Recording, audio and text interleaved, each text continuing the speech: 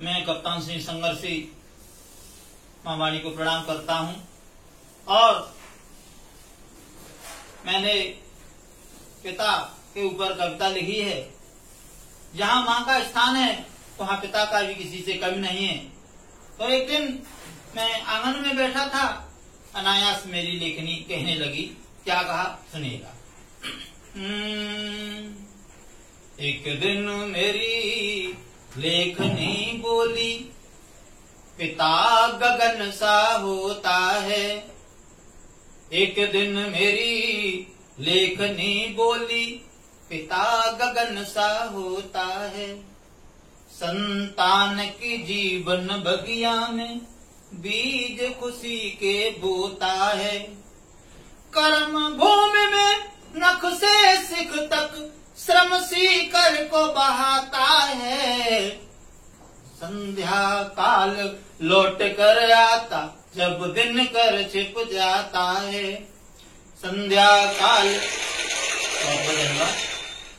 संध्या काल लौट कर आता जब दिन कर छिप जाता है। करता है सर्वस्व न्यौछावर, करता है सर्वस्व न्यौछावर, नहीं धैर्य को खोता है। एक दिन मेरी लेखनी बोली, पिता गगन सा होता है। एक दिन मेरी और पिता अपनी संतान के लिए, बच्चों के लिए ही तो परिश्रम करता है। कभी कभी अपन स्वयं कोई वस्तुएं नहीं खा सकता है, लेकिन बच्चों के लिए लाता है। देखिए इस बंद में वर्णन है कि स्वयं नहीं खा सके चीज बच्चों को बांध कर लाता है। स्वयं नहीं खा सके चीज बच्चों को बांध कर लाता है। सजल बिलोचन को बिलोक पुचकार गले से लगाता है।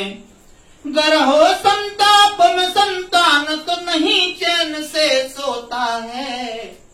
एक दिन मेरी लेखनी बोली, पिता गगन सा होता है। धन्यवाद। एक दिन मेरी लेखनी बोली, पिता गगन सा होता है। और पिता, माता मेरी धरती, पिता आसमान। वास्तव में पिता की संसार में बहुत बड़ी भूमिका है। नारायण समतुल्य पिता ने पाल पोस कर बड़ा किया। नारायण समतुल्य पिता ने पाल पोस कर बड़ा किया। गिरे हजारों बार झाड़ कर धूल लाड़ से खड़ा किया। कंधों पर बैठा कर सुख सागर में लगाता गोता है। एक दिन मेरी लेखनी बोली, पिता गगन सा होता है।